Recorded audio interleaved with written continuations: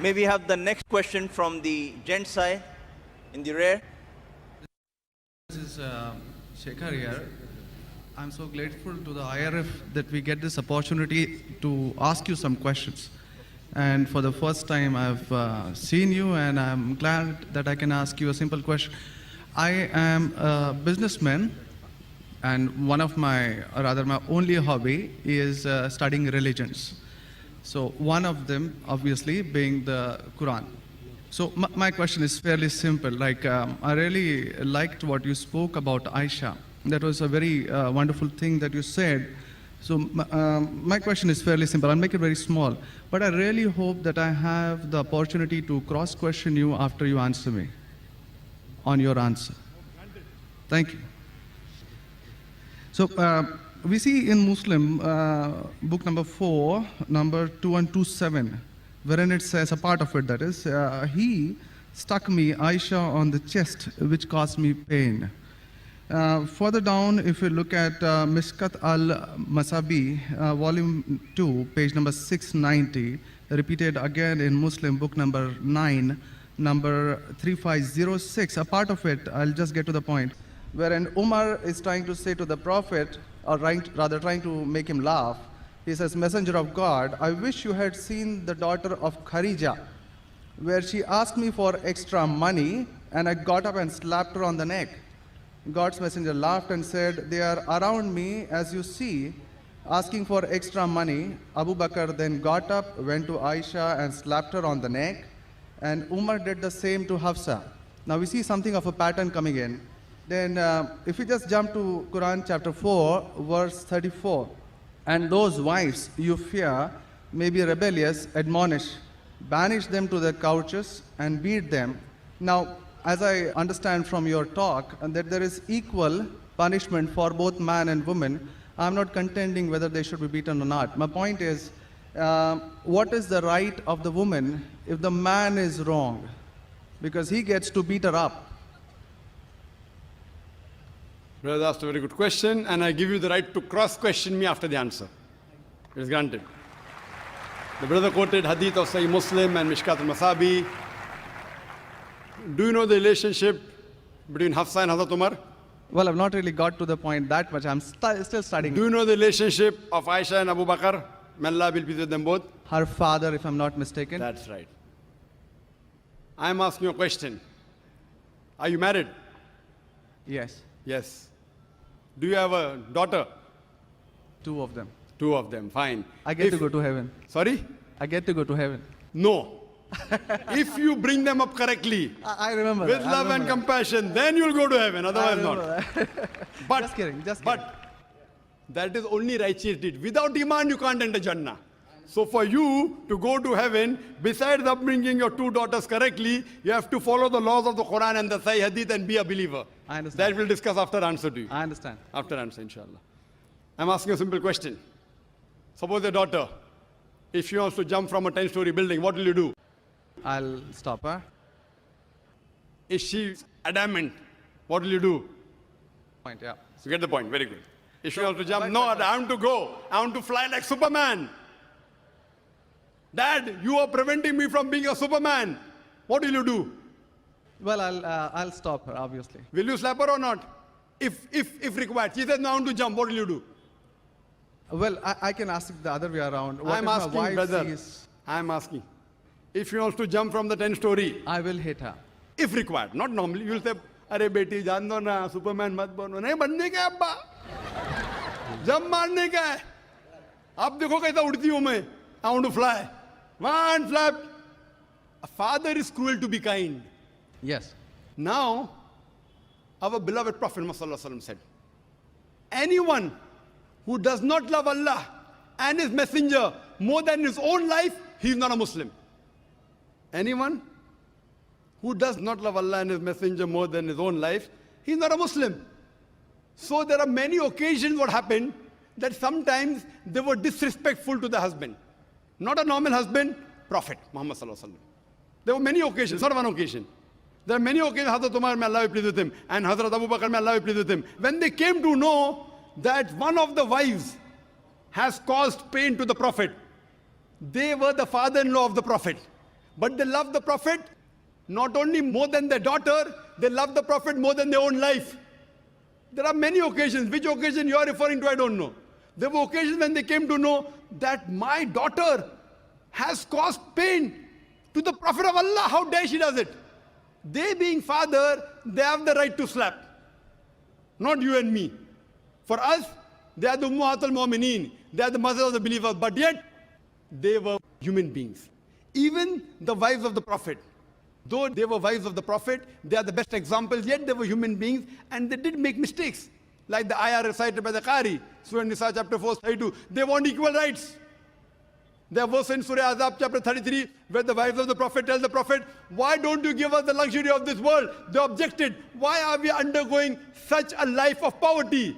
So Allah sends a revelation. If you want this world, I will grant it to you, but you will not get Jannah. The verse of the Quran says, I will free you. That means, if you want, I will let you go free. Divorce, not that he divorced. And you can get the luxury of this world, but you won't get heaven in the hereafter. And the wives of the Prophet, they repented and they asked for forgiveness and Allah forgave them. So here also it's in context. And going against the Prophet is more bad than jumping from top. Jumping from top, your daughter will kill herself, that's it. Correct? But going against the Prophet is more bad. Did you get the answer? Sir, but my question still stands. I understood your point. I haven't completed my answer. Okay, you asked the question, no problem. My question is pretty simple. I haven't completed my answer yet, brother. All right.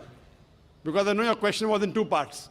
Then you quoted the verse of the Quran, Surah Nisa, chapter 4, 34. Yeah. And said about wife beating. I want to complete that before you answer. Otherwise, you said Zakir answered half. I only answered one part of the question regarding hadith. The second part is of Surah Nisa, chapter 4, verse number 34. Exactly after the verse that was recited by the Qari. After verse which says, Ar-Rijalu Qawwamuna 'ala an-Nisa, that the men are the protectors of the women. The verse says that if they're disobedient, then don't talk to her. After that, don't share the bed. Then the Arabic word is daraba, means beat her lightly. The Arabic word is beat her lightly, daraba. Ibn Abbas, may Allah be pleased with him, said, when you beat your wife, you should not beat on the face. Point number one. Point number two, when you beat your wife, there should be no mark left on her body. And he gave an example, beating with a miswak. Miswak is toothbrush. In modern way, I will say beating with a handkerchief. Handkerchief. Now, if you beat your wife with a handkerchief, it is symbolic. It is not wife bashing. Wife bashing is not allowed in Islam. Wife bashing means one shot on the face. Hit so hard so that the mark remains. She'll remember you for the next 1 week or 2 weeks. In Islam, wife bashing is prohibited. It is daraba, means beat her lightly. That means first you tell her she's wrong. You admonish her. Don't share the bed with her. Ultimatum. Last warning. Beat her lightly. Now, what I said, for any crime committed, the punishment is same. Punishment is same. Beating lightly is not a punishment, it is a warning. Can you do the opposite? Can the daughter hit the father? What if your daughter slaps you? Will you like it? No. Why? Equality. Let me complete my answer. You talk about equality, if your daughter slaps you, will you like it? No. No. There may be occasion when you get lunatic, when you become very old, and if you want to jump and then she slaps you, I will agree with her, correct? Though you said, no, I'm agreeing with you. I understand. I'm helping you. You understand, but you don't understand me. No, I do. I'm helping you. Okay. If you grow up and you become a lunatic, you become senile, you want to jump from the 10th story, your daughter says, Abba, mat karo, don't do, father. She may have to slap you. She's doing in good faith. Accept it. Right? Now here, where a husband is giving a warning to the wife, if the wife does the same, what will the retaliation be? Imagine, suppose there's a massive person, bodybuilder comes and acts macho with you. If a small man comes, maybe you'll hit him. A macho person, Arnold Schwarzenegger, comes and tells you something. Will you hit him? Will you hit him? No. Though you may have a lot of guts, but Arnold Schwarzenegger, no. Why? Similarly, since Allah says in the previous verse, man has been given more strength than the woman. So a physical warning, a symbolic warning, a man can give to a woman can't give to a man. A woman can't. There are other things. There are other things she can do. Such as? Such as, for example, if she has to cook food in the house, it's the duty of the husband to get market. She can refuse to cook. If you don't get market, I will not cook. She can object. Very well. She can object saying, I will not cook. It's an objection on her part. If, for example, he is not offering salah is important, she can object nicely, with love and affection. My dear husband, please offer salah. Then she may get a little bit angry also, no problem. Getting angry with husband is not allowed, unless it's for the sake of Allah and His Rasul. But not physical. She can't get physical. If she gets physical, there will be retaliation. It will never work. Imagine your wife slapping you. Will you leave her? Fine, you may say, Jando. So, what do you realize? This is a symbolic beating. What the Western media has done, they portray as though it is wife bashing. Where is wife bashing? You know the hadith also. So, because of that, Islam is the best way of life. It shows you how to lead life with your wives also. Hope that answers the question. If you have any counter question, you're most welcome, brother. Yes, actually 2 points on that. Primarily, the first thing that you said is a daraba, which means basically tapping. And as I understand from the Hand's Word Dictionary, it comes from the word idrib. And now, if you look at it, the Arabic word is used in 2 ways. One, to strike up a poem, the word idrib, from which the word darwa is taken out. The first is to strike up a poem, and the second, which is used 12 times in the Quran, is a physical action of striking. Strike off? Strike up a poem, or strike second, up a poem. Strike up a poem, metaphorically. Second part is the physical action of striking. It's used again in Surah 8:12, wherein it about an angel strike off their heads, strike off the very tips of their fingers. The same word is used. So how can the same word be interpreted there as lightly, but here as very good question. The second part. Very good question. Very good question. The second part is that if we come back to Sahih Bukhari, volume 7, number 715, again, the respectable, I truly mean that, respectable woman Aisha, a great scholar, I read about her, narrated, Aisha said that a lady came wearing a green veil and complained to her, that is Aisha, and showed her a green spot on her skin caused by beating. It was the habit at that time for women to support each other, means when they get beaten up, so you support each other. So when Allah's messenger came, Aisha said, I have not seen any woman suffering as much as a believing woman. Look, her skin is greener than her clothes. That was my second part. As for second part, I'll answer first, and first part, I'll answer second. No problem. She's complaining to the Prophet that somebody has done injustice to her. It doesn't end saying the Prophet agreed with it. If someone has done injustice, if we read ahead in some other hadith, the Prophet may have done justice to her. It doesn't say that someone beat her and the Prophet agreed with it. Correct? She is just reporting that maybe there is injustice done to a woman. That's it. The moment she's complaining means she's disagreeing with it. She didn't say, Prophet, I heard a very good thing I saw, that the woman was beaten up. The moment she's complaining means the wife, Hazrat Aisha, may Allah be pleased with her, disapproved of it. So the lesson we get from this is, no one should beat the woman such a way that she becomes green. But sir, see, the exact statement she makes is that I have not seen any woman, that's Aisha herself, it's not my interpretation, I have not seen any woman suffering as much as the believing woman.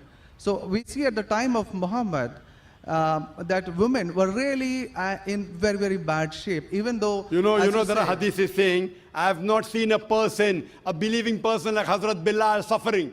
What was he suffering from? His master tortured him and said, don't say there's one God and I will leave you. Hazrat Bilal, may Allah be pleased with him, on the death stone, he's agreed to die. He will say, I will not denounce Allah. I will keep on saying, La ilaha illallah Muhammad Rasulullah. There is no God but Allah and Prophet Muhammad is a messenger. He's taking the pain. That means if I say Hazrat Bilal is a believer who is being tortured, that does not mean that what act that being done on Hazrat Bilal, may Allah be pleased with him, is right. It is wrong. But he's a believer who's taking the pain. In this context, we have to see the context and go to the Shara. You have to see Fath al-Bari. And what was the woman? Was she? What was she? Who tortured her? Was it the master? Was she a slave woman? You have to go to the Shara. I'm not a muhaddith. I'm telling you what the answer can be. You have to go to the Shara and find out. Why was she? Who hit her? Who beat her? Did the husband do? Was the husband a believer? There are 10,000 reasons. But Just because... excuse me, in Mishkat al-Masabi, Brother Shekhar, volume 2. Brother Shekhar, yes. What I would like you to do, there are so many people waiting at all the mics.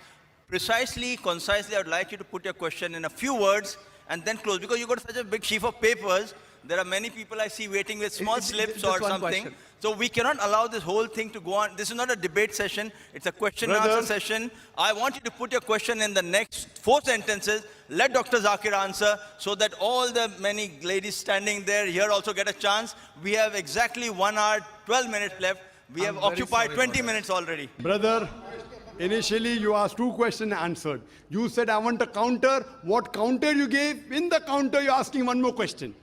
I don't mind answering your 100 questions, but in this rule, 1 question at a time, go behind the queue, no problem. You ask 2 questions, give the answer. You said, I want a counter question. With the counter question, you're asking 1 more question. So, I'm very kind, I don't mind. I would love. After finishing, you can come in the cabin. And inshallah, I will answer all your questions. I want to ask you, after I answer your question, what will you do? Will you believe in the religion Hazrat Aisha believed? Yes or no? I yet have to answer your counter question. Well, it's not just this 1 point. There are many, many more. I'll answer inshallah all. How many are there? 10, 20, 50, 100? How many? Well, we can sit on that. How many approximately? Well, there are many more. I have not How really many? counted 10, 20, 100, 1,000, 10,000? How many do you have now in your mind? Well, I do have. How many? 10, 20, 30? How many? Yeah, probably quite a few. Maybe, Quite a few is how much? 5 or 10? Approximately. I don't know, maybe 100 questions. 100 questions you have? Brother, after this session is over, we sit together. Okay? Write down all the 100 questions. Inshallah. Inshallah. I will try and answer everyone. Okay? I request you. We'll spend the full night together. I don't mind. Because you are a seeker of truth. And I am also a seeker of truth. And my job is to try and clarify the truth. Not that I'm a scholar. I will try and answer all your 100 questions. But I doubt whether you'll be able to write 100 questions. I doubt. Coming to your main counter question, brother. That will be basically counter question. Counter question of yours is that daraba has got 2 meanings. One is strike off the head. You ask me then, how do you come to know which is correct? Correct? Exactly. In the counter question, don't ask 1 more question. That means you're breaking the rule. Sir, I'm just refuting what you said. Not refuting. See, you asked a counter question. Counter question was of daraba has got meaning of striking. That is the counter question. In that counter question, you asked 1 more question. You can't ask 1 more question in a counter question. You can ask 1 counter question, but that was a fresh question that you asked. Now coming to your question of daraba. You said striking, I agree with you. How do you come to know one time it is lightly beating, one time it is striking of the head? You know the verse in the Quran is there, in Surah Maryam, chapter 19, verse number 47. Mary, may Allah be pleased with her, she says, when Archangel Gabriel says that you shall have a son. So she says, how shall I have a son when no man has touched me? How shall I have a son when no man has touched me? Now if you go to the Lugha, your handswear dictionary, all lanes, I believe you read my dictionaries, all this you get on the internet. It's not difficult. You go on the internet and type, you'll get 100 questions against Islam. Not 100, you'll get 1,000. Very easy. Not that a person has done research. If you had done research, you'd have come to know who was whose father and who was whose husband and mother, everything. But you go on the internet, you get this very easy. Now, the Arabic word masah has got 2 meanings. Physical touch, it means sexual touch. So when Mary, may Allah be pleased with her, she says, how shall I have a son when no man has touched me? It is understood. It is not physical touch, it is sexual touch. Correct? Yes. Similarly, there are several verses in the Quran. Now, when there are 2, 3 meanings, even both can be correct or one can be correct. To have more details, you go to the Hadith. Hadith is the commentary of the verse of the Quran. Correct? maybe the same word has got two meanings. In that verse, it means meaning number one. In the second verse, it meaning number two. Hadith is the commentary. So when we go to the hadith of this Surah Nisa, chapter 4, verse 34, talking about daraba, there the Prophet said, do not beat on the face. Do not leave a mark. Beat like a toothbrush. I gave the answer, but you were so much concentrating on the notes you have that you forgot my answer. If you have heard my answer, that if there are 2-3 meanings, all meanings may not be right. Maybe one is right, maybe two are right, maybe all three are right. Therefore, you have to go back to the Prophet. The Quran says, Atiullah, Atiur Rasul. Obey Allah and obey the Messenger. So when there are 2-3 meanings, you have to go to the hadith and find out what did the Prophet mean by that word. So there when it says strikes off the head, it means strikes off. Here it means strike lightly. So therefore, if you know the supplement to the commentary of the Quran, it's the hadith. Without the authentic hadith, you cannot understand Islam. So a prophet said, it means beat lightly, like beating with a toothbrush, don't beat on the face, don't leave a mark on the body. So these are the guidance given by Rasul. Therefore, it is obligatory that besides the Quran, you have to follow the authentic hadith. Hope that answers the question. And inshallah, I'll wait for you after 10 o'clock in the speaker's lounge, inshallah. Yes, Brother Shekhar? Thank you. And since you have 2 daughters, you said you have 2 daughters and you want, sorry? And one son. The son, there's no hadith saying the son will take you to Jannah here. Yeah. If he becomes the pious son, and if he prays for you, inshallah, even he will be a pathway to Jannah. What I want to see to it that besides good deeds, you even have faith. Faith is one of the important criteria to go to Jannah. And since you have an urge to go to Jannah, to paradise, inshallah, I pray to Allah subhanahu wa ta'ala, may He make me the zarya, the pathway to take you to Jannah, inshallah. Yes, sister.